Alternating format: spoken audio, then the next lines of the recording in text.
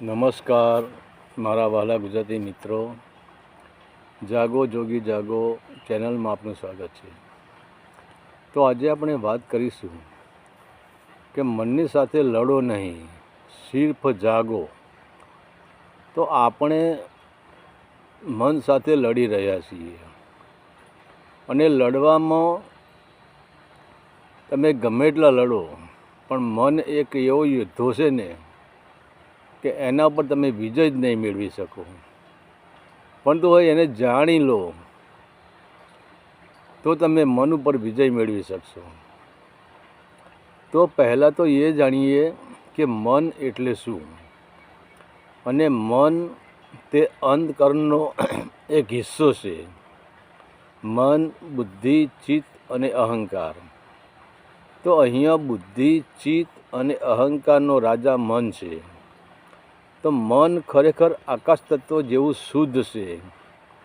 તેની અંદર વિચારોના વાદળો તો આવે છે, પરંતુ તે વાદળો આવવાથી આપણને ભ્રમ થાય છે કે આકાશ વાદળોથી મલિન થઈ ગયું છે, પરંતુ આકાશ સ્વયં નિર્લેપ છે। વાદળો આવવાથી તે ઉપરી પરતમાં આપણને મલિન દેખાય છે, પરંતુ અંદરથી તો આકાશ નિર્લેપ હોય છે।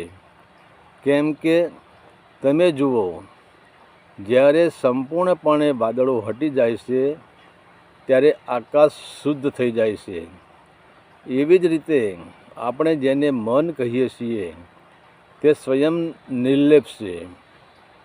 મન સ્વયં શુદ્ધ આકાશ છે, પરંતુ એ જ મનરૂપી આકાશમાં વિષય, વાસના, મોહ, લોભ અને અહંકારના વાદળો જ્યારે આવે છે ત્યારે મનરૂપી આકાશ વાદળોથી ઢંકાઈ જાય છે।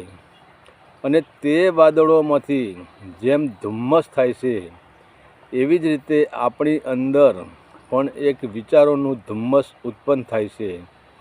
અને તમે જગતમાં નજર કરો, જેના મનરૂપી આકાશમાં વિષય, વાસનાના વાદળો આવી ગયા અને જ્યાં વિચારોનું ધુમ્મસ ઘેરાવા લાગ્યું, તો જે વાદળો સત્ય નથી, જે વાદળો કામ ચલાઉ છે, જે વાદળોનું આવરણ પલભર માટે જ હોય છે અને થોડી જ વારમાં તે વાદળો હટી જાય છે।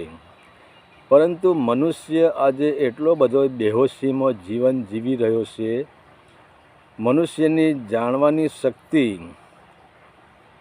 એટલી બધી ક્ષીણ થઈ ગઈ હોય છે કે જે વિષય, વાસના, મોહ, લોભ અને અહંકારના વાદળને સત્ય નથી તેમ છતાં તેના પ્રવાહમાં તે ખેંચાઈ રહ્યો છે અને તે જૂઠા વાદળોને પોતાના બનાવી દે છે। અને તેને કારણે જ મનુષ્ય કર્મબંધનમાં બંધાઈને દુઃખ વેઠી રહ્યો છે। પરંતુ આજે પણ પાખંડ, આડંબર, કર્મકાંડના કારણે આવા લોકો એવો પ્રચાર કરે છે કે તમારા બ્રહ્મચર્યને દબાવો, તમારી વાસનાઓને દબાવો। તો દબાવવાથી શું થાય છે? જેમ આપણે એક બીજને ધરતીમાં દબાવીએ છીએ ત્યારે જ તે બીજમાંથી ઝાડ પ્રગટ થાય છે અને સમય આવે એ જ ઝાડને ફળ લાગે છે। તો આપણે કોઈ પણ પ્રકારની વિષય વાસનાને દબાવવાની કોશિશ કરીશું તો તે વિષય વાસનાનું બીજ આપણા અંતકરણની ધરતીમાં દબાય છે। પરંતુ એક દિવસ એવો આવે છે કે તે સૂક્ષ્મ બીજ એક મોટું ઝાડ બની જાય છે અને તે ઝાડના જે ફળ લાગે છે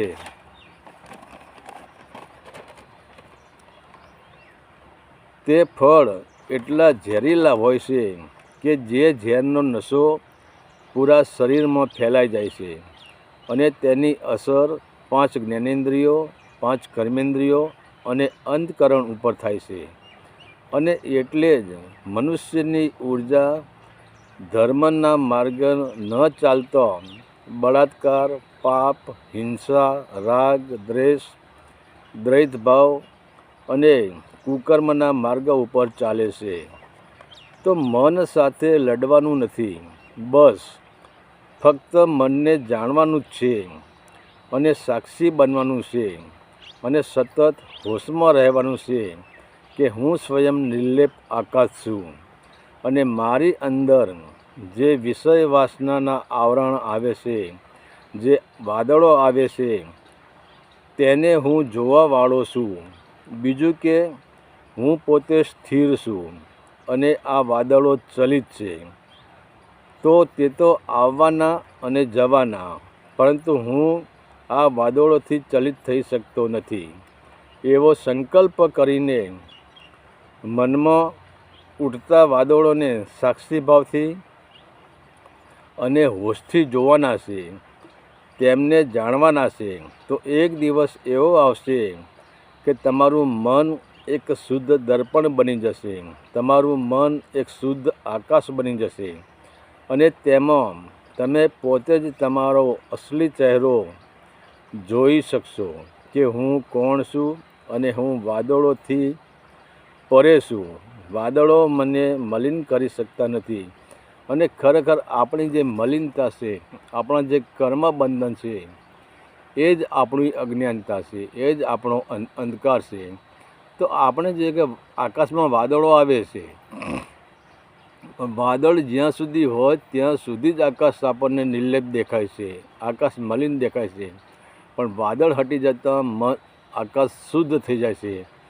એમ મનની અંદર વિષય, વાસના કે વિચારોના કોઈ પણ પ્રકારના વાદળો આવે, જે એક ક્ષણિક છે, આવે ને હટી જાય અને એના પછી બીજું આવે, બીજા પછી ત્રીજું આવે. પણ એને આપણે પકડવાના નથી, મનને દબાવવાનું નથી, કોઈ પણ વિષય વાસનાને આપણે દબાવવાની નથી, ફક્ત એને જાણવાની જ છે. તો મનના જે વાદળો છે એને આપણે જાણી લઈએ તો 5 જ્ઞાનેન્દ્રિયોને અને 5 કર્મેન્દ્રિયોને અને 4 અંતકરણને, આ બધાને આપણે જાણી શકીએ છીએ. અને જો લડશો તમે તો લડવાથી મનને આજ દિવસ સુધી નથી શાસ્ત્રોવાળા જીત્યા, નથી વેદોવાળા જીત્યા, નથી કર્મકાંડવાળા જીત્યા, નથી પાખંડી જીત્યા કે નથી ત્યાગી જીત્યા. લડવાથી કોઈ પણ જીત્યું નથી, જાણવાથી જ બધા જીત્યા છે. હરિ ઓમ તત્સત. આદેશના પ્રણામ.